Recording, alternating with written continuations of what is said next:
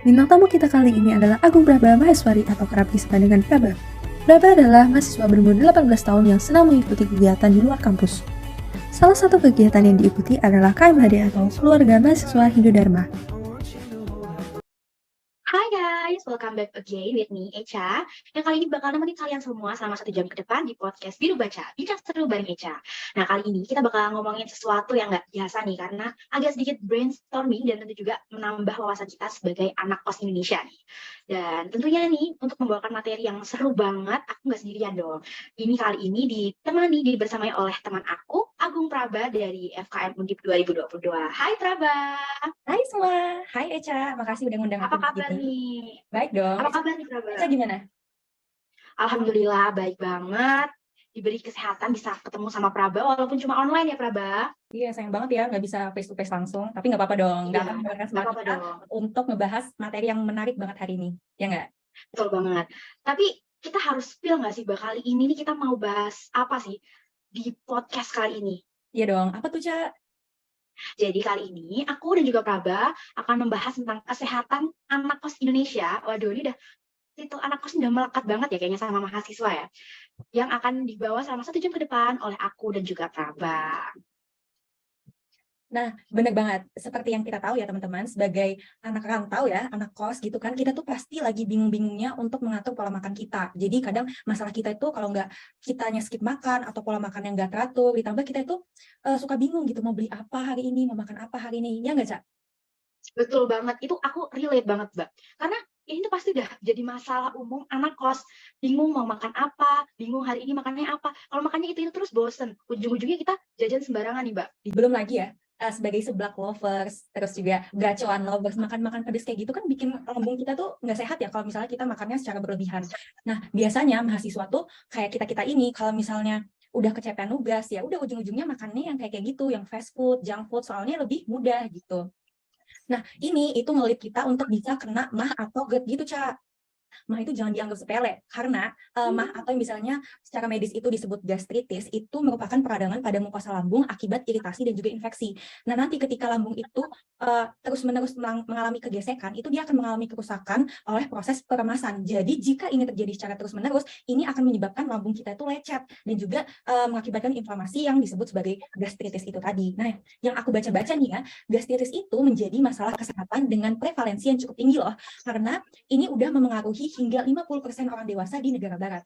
Nah, FYI aja juga ya, menurut WHO, pada tahun 2019 itu kejadian gastritis di dunia mencapai 1,8 hingga 2,1 juta jiwa. Bayangin, penduduk setiap tahunnya mengalami yang namanya gastritis tersebut.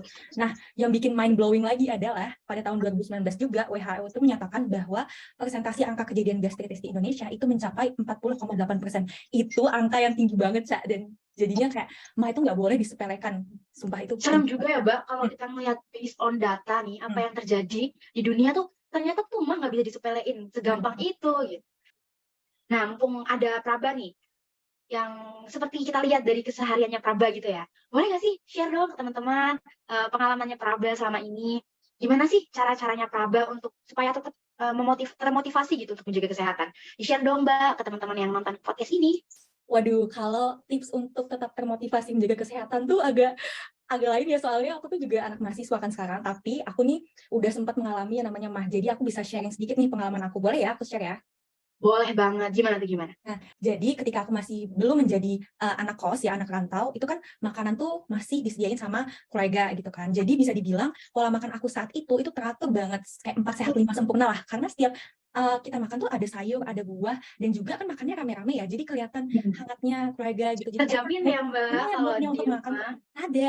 Nah, tapi ketika udah jadi anak rantau, muanya kan harus sendiri ya. Makan harus sendiri kadang, kayak nentuin menu apa, makan di mana, sama siapa, itu kan harus sendiri ya nentuinnya. Jadi kayak kadang tuh males sih, ya nggak sih ujung-ujungnya? Kita dituntut untuk mandiri ya. Dan Nah, kita dulu belum terbiasa sama hal bener. itu. Bener banget, dulu kan orang tua kan misalnya yang nyediain, yang Betul banget. bikin, sekarang kita sendiri. Nah, aku mikirnya tuh kayak gitu. Jadi kalau misalnya aku males nyari makan, ujung-ujungnya aku kayak bilang kayak nantilah makannya nanti. Nah, nanti itu ujung-ujungnya aku tuh skip makan gitu loh. Apalagi karena sibuk kuliah. Jadi kayak logikanya itu gini, kita aja udah sibuk sama tugas kuliah. Ini lagi sibuk nentuin menu makanan hari ini harganya berapa, makan di mana sama siapa, kayak aduh itu kayak udah menguras energi banget gitu lah. Nah, makanya aku kasih pelajaran sama Tuhan kemarin. Karena kemarin banget aku kena MAH untuk pertama kali. Aduh, pas banget ya sama bahasan kali ini. Jadi ini benar-benar dapat dari pengalaman fakta lapangan nih di Indonesia nih. Anak kos yang terkena gastritis. Gas itulah yang bikin pola makan aku nggak teratur, ujung-ujungnya aku kena MAH, dan saat itulah dokter itu memang menyarankan aku untuk menjaga dan mengatur pola makan itu, dan juga jangan atau sebisa mungkin menghindari yang namanya fast food gitu. Waduh. Tapi ini ceritanya Praba nih keren banget nih. Terus kelanjutan dari sakitnya Praba, waduh ini bisa dibilang bencana atau malah jadi pembelajaran nih buat teman-teman yang nonton podcast kita kali ini nih. Tentu saja ini menjadi tamparan keras ya bagi teman-teman yang merasa menjadi anak kos gitu kan. Jadi setelah aku tuh dikasih saran gitu ya sama dokter, aku tuh selain dikasih pelajaran juga, jadinya aku tuh ngerti loh ternyata aku ada info unik nih, Cak. Jadi di lambung kita itu punya yang namanya irama sirkadian yang mengatur proses metabolisme tubuh untuk mengolah makanan yang kita makan jadi energi, dan itu ada jadwalnya, Cak. Gitu. Waduh, keren banget. Berarti tubuh kita nih kayak punya alarm tersendiri gitu ya, Mbak? Nah, benar banget. Nah, jadi tubuh kita itu punya jadwal di mana lambung itu punya satu waktu di mana dia bisa mengoptimalkan energi yang akan dihasilkan, dan juga ada satu waktu di mana lambung itu sebaiknya tidak diisi oleh makanan. Nah, ketika kita saat perut kosong dan lambung itu beristirahat terus kita kasih makan, nah ini akan membuat lambung itu bekerja secara ekstra untuk memproses makanan tersebut. Nah, itulah yang menyebabkan kadang lambung itu bisa menjadi lecet dan terluka. Seperti itu, Ca. Nah, terus dari Praba nih, gimana supaya tetap jaga makan setelah kejadian MAH itu ya, kejadian peringatan alarm dari Tuhan itu, gimana nih Praba supaya tetap bisa jaga makan, supaya bisa melawan rasa malas yang awalnya tadi tuh kayaknya, aduh malas banget deh kayaknya makan teratur tuh, harus cari makan tuh bosen, malas, kayak mager lah ya sekarang ngomongnya. Gimana nih? Boleh spill nggak, Mbak? Benar banget sih, setelah aku merasakan sendiri sakitnya MAH itu seperti apa, aku jadi lebih aware nih sama pentingnya untuk punya pola makan yang teratur dan juga makan makanan yang bergizi gitu ya. Nah, tips dari aku nih mungkin yang pertama adalah cari referensi makanan yang sekiranya itu mudah didapat ya, maksudnya mudah didapat, murah, dan juga enak nih bagi anak kos. Nah, sebenarnya tuh makanan seperti itu banyak, cuma kita aja yang malas untuk cari tahu gitu ya. Dan ketika kita udah tahu, ternyata kita sadar nih, wah ternyata makanan yang sehat dan juga murah itu gampang loh untuk didapat. Misalnya aku ketika ternyata satu pisang doang tuh udah cukup untuk sarapan gitu kan, jadi buah ya. Yang sebelumnya aku tuh skip sarapan, ketika aku makan satu pisang aja itu udah menambah energi, dan pisang kan buah sehat ya, maksudnya kayak, oh my god, mana aja aku selama ini gitu loh. Nah, selama ini kita stereotipnya kalau sarapan harus nasi goreng, nasi pecel gitu ya, Mbak? Jadi kayak ternyata buah aja cukup. Bener, atau mudah. Terus juga kita itu butuh yang namanya alarm, ya kan? Kita kan tahu bahwa kita punya alarm sendiri. Nah, di sinilah kita butuh alarm untuk diri kita nih. Kalau misalnya, oh ini waktu untuk sarapan, oh ini untuk waktu untuk makan siang gitu kan. Nah, caranya adalah kita bisa pasang nih, kita set alarm di jam tertentu yang menandakan, oh ini waktu kita sarapan. Atau misalnya nih, kalian punya pacar, kalian bisa banget tuh saling ngingetin, kamu udah makan belum? Jangan lupa sarapan ya, gitu. Tapi kalau nggak punya pacar, bisa banget nanti chat Praba, nanti diingetin sama Praba. Teman-teman bisa langsung, atau follow IG-nya Praba aja, nanti boleh diingetin lewat IG story ya, Mbak? Iya, kita tahu aja. Instagram aku juga bisa. Nah, tips yang terakhir itu adalah bagaimana kita seharusnya punya kesadaran diri akan tubuh kita. Karena tubuh kita itu yang paling tahu tentang tubuh kita, kondisi diri kita adalah kita sendiri gitu. Nah, jadi kalau misalnya kita tahu bahwa kita belum makan dari pagi, terus kita mau makan, terus kita malah milih makanan pedas, atau kita malah milih minum kopi, itu kan kita tahu lah ya, itu bukan suatu pilihan yang bagus, dan itulah yang harusnya kita punya kesadaran bahwa kita harus menghindari yang namanya makan makanan yang seperti itu gitu. Itu sih cara tips-tipsnya. Berarti sebenarnya kita tuh harus paham gitu ya sama diri sendiri. Kuncinya tuh tahu diri. Aduh, itu berarti kalau bisa diringkas lagi nih, bisa diserap lagi, tertampar banget, Mbak. Harus tahu diri. Karena kalau kita udah sakit nih, ntar kita juga yang susah. Apalagi buat anak-anak kos, jauh dari keluarga.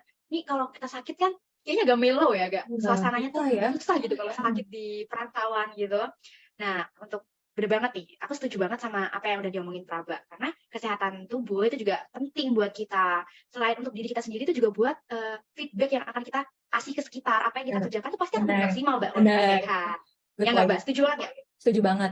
Dan juga ya, untuk pola makan yang udah kita buat itu kita lengkapi dengan konsumsi air putih yang cukup. Jadi ketika kita makan di luar ya kan atau buat sendiri, disarankan untuk pilihan menu minumannya itu air putih aja teman-teman. Karena kalau misalnya kita minum minuman yang manis kayak es teh tuh anak-anak kos pasti kalau nggak es teh nutrisari ya nggak sih? Relate. Es Kalau nggak teh tarik. Iya, es teh tarik, nutrisari. Kalau misalnya kita minum itu tiap hari gitu kan, itu pasti gulanya nggak sih, Ca? Takut nggak sih kamu sama gula yang ada di es Gulanya teh? tinggi banget. Sebenarnya karena kita tuh kalau nggak manis, kayaknya kayak kurang mantep gitu loh, Iya Mbak. kan? Kayak Kayak ada yang kurang nih kita nih. kurang gitu ya, kalau air putih doang tuh kurang gitu. Padahal ya, Kurang. Sesuatu padahal yang air hilang ya. putih itu menjaga metabolisme tubuh kamu. Kalau misalnya kamu udah punya pola makan yang teratur, masa mau sih muda-muda udah kena diabetes, Ca?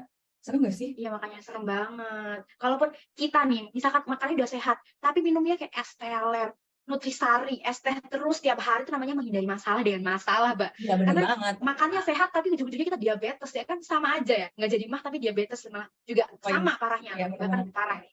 Nah, jadi buat teman-teman yang menonton pemirsa podcast kali ini, semoga dengan bahasan di sesi kali ini beneran bisa jadi gambaran dan acuan buat teman-teman sekalian semua. Jadi kalaupun ada yang makannya masih males-males nih atau makannya nggak sehat, nggak teratur sembarangan, yuk dipikir lagi karena kesehatan kita tuh nomor 1.